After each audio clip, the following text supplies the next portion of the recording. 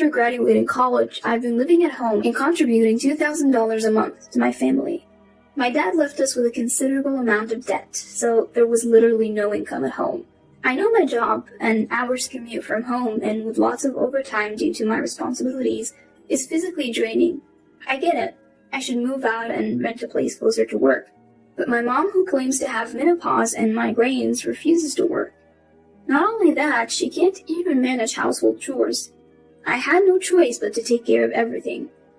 My mom has zero life skills, and if I didn't keep an eye on her, she'd miss up big time. And so, life went on like this for a while. Something important has come up. Make sure you're home this upcoming Sunday. I got a rare message from Randall. Randall's voice. I haven't heard that in a while. Randall, 3 years older, and Kayla, a year older, showed up looking anything but like 30-something parents. Both had blue and green hair, tons of piercings. Randall dressed like a punk. Kayla wore a skimpy, trashy outfit. While they seemed to think they were stylish, Randall and Kayla's fashion choices were completely inappropriate for their age, making it difficult for me to keep a straight face. They walked in without bringing any gifts, and upon seeing the coffee and cookies we prepared, snickered. Wow, how lame. Yet they dug right in, scattering crumbs everywhere. After having 2 refills of coffee, Randall let out a contented belch and suddenly declared, "From now on, we're living with Mom, so you, the moocher, need to leave." Both Kayla and Mom nodded in agreement, eyes on me. Caught off guard, I was taken aback by the torrent of insults that followed from all 3 of them. Still leeching off your parents after 30, huh? A useless bum who can't stand on her own 2 feet. A pathetic 30-year-old parasite on her mother. I was astonished they could say such hurtful things so freely, and all I could do was look at their animated faces in disbelief. The reality was that the household couldn't function financially or practically without me. Mom wasn't particularly extravagant or reckless, but her lack of real-world experience made her naive and susceptible to scams and pyramid schemes. She easily parted with her money. Most of the debt Dad left behind was actually accumulated by Mom. Randall must have known how Dad struggled with Mom's spending habits, and Mom herself was fully aware of her flaws. So what on earth were they talking about? As they repeatedly berated me, calling me a moocher, useless, and parasite daughter, I began to feel oddly detached. I thought to myself, they probably have no idea how much I contribute to the monthly expenses or how much it costs to maintain this not-so-new house. Thinking about it all, I suddenly didn't care anymore. Randall and Kayla have 2 young kids, and they're scrapping by each month. Even so, they're always looking to live beyond their means, borrowing money from Dad when he was alive. I've seen Dad struggle with this over and over. As I recalled this, another question popped into my head. I realized that most daughters-in-law probably don't want to live with their in-laws. Simple, really. Living with parents means free rent and utilities. They do the chores and even look after their 4-year-old and 2.5-year-old kids. More free time and less work, they thought. But Mom, who just eats and sleeps all day, wouldn't lift a finger to help. And Randall alone can't support the 3 of them. Then Randall said, "It's only natural for me, the eldest son, to take care of Mom." Mom chimed in, "Exactly." Hearing this, my vision cleared up, as if the clouds had parted. They took the bait so easily. Mom was quick to say she'd live with Randall and Kayla. "Really, Mom? Are you sure? You've been jerked around by them before, haven't you? When Randall sounds too good, it's usually bad news. Haven't you learned that by now? Despite Dad always warning you?" After Dad passed, I worked hard to support Mom, who wouldn't work herself. I also took care of the house even when she faked being sick just to avoid chores. Randall was the darling child, while I was the servant. Randall barely graduated from a bottom-tier high school, but had a somewhat handsome face, so he became too proud and gave up at the first hurdle. Mom adored him to an absurd extent. I'd worked hard, earned my qualifications, and pursued the job I wanted. Mom couldn't care less. Experiencing such blatant differences time and time again, yet still hoping things might change, now seems utterly foolish. Enough is enough. I am done. There is no reason to tolerate this any longer. I'm leaving. Yes, that's what I'm gonna do. From their perspective, I'm useless after all. Once that thought crossed my mind, I felt incredibly liberated and decided to take action. I get it.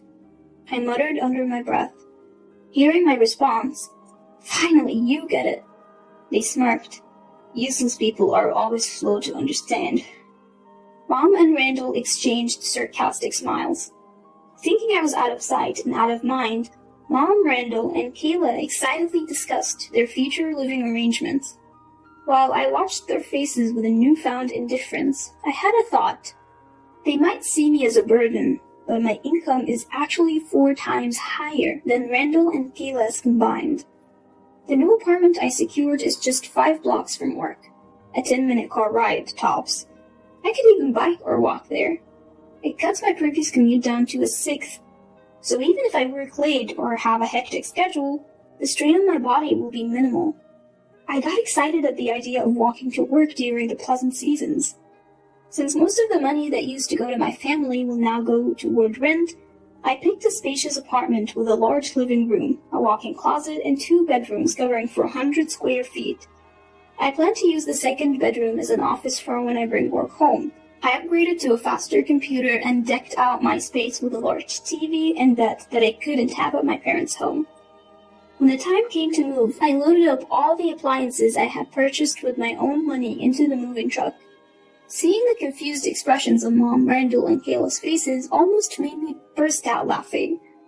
The refrigerator, microwave, oven, robotic vacuum, washer, and dryer.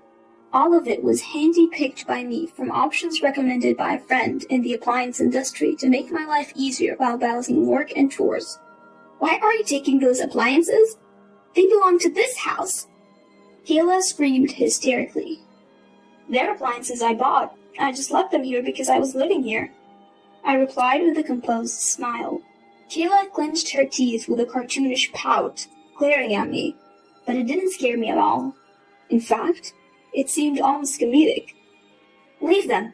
We'll be in trouble without them. This time, Mom yelled. Why would you need them when you don't even do housework, Mom? Besides, if I'm getting kicked out, why would I leave behind things I bought? As I replied with an easy smile, Mom raised her voice even higher and snapped. Are you kidding me? You freeloader. Since when did our appliances become yours? Mom kept going on like that, but I said, I guess I'll be going now. Take care, everyone. I said my goodbyes and climbed into the passenger seat of the moving truck. As we drove away, their bewildered faces were a sight to behold, and it felt incredibly satisfying. You might think I'm a bad person, but after being taken advantage of for so long and then kicked out, a little schadenfreude seems fair. The next day in my new home, Randall called, furious. What did you do with the 2 cars we had? I'm driving one, and I sold the other, I casually replied. How could you do that? How will we get by? Give it back! He screamed. Hold on. Both cars were in my name. Why would I give it back? If you need a car to get by, get your own. I couldn't help but think I was being a bit nasty. After all, I knew Randall and Kayla had traded in their own cars. Sure, it's tough to live without a car where my parents' house is, but you could always bike or take the bus. It's doable if you don't complain or get luxurious about it. Probably. How will we get by in an empty house without any appliances or cars? Randall raged. You can always buy what you need. You're working, aren't you? I responded and promptly hung up the phone.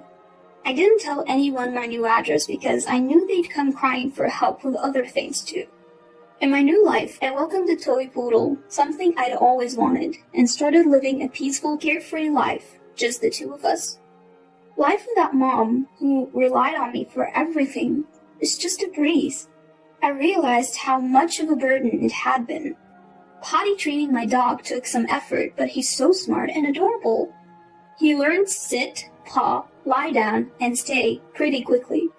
He's a great companion when I'm not home, and truly a source of comfort. Life is good. And, would you believe it, Mom and the others reached out to me crying just a month and a half later.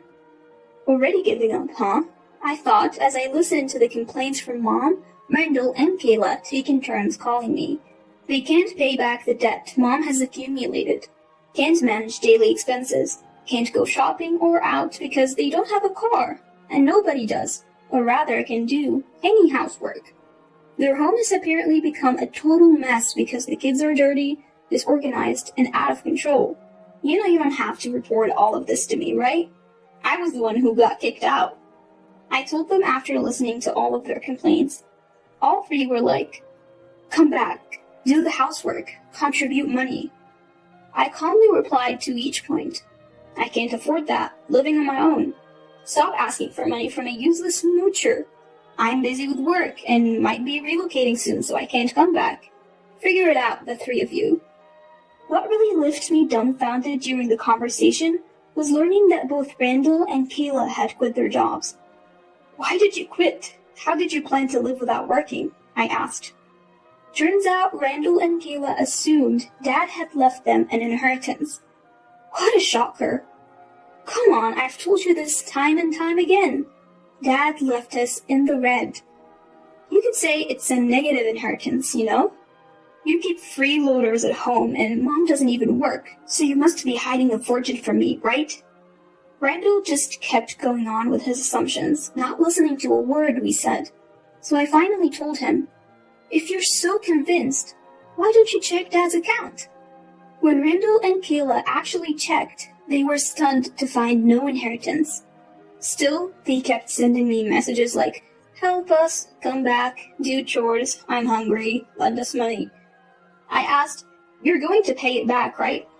They were all left speechless. Turns out, they never intended to pay me back. They saw me as someone to exploit endlessly. Disappointing, really. I finally told them, I can't help you with anything anymore, so don't contact me. Goodbye. I blocked calls from Randall, Kayla, and even Mom.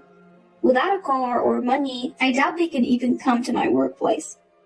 I no longer have any connections to the wife of Mom, who has debts, and two irresponsible adults who hate working and have two kids who will need more support.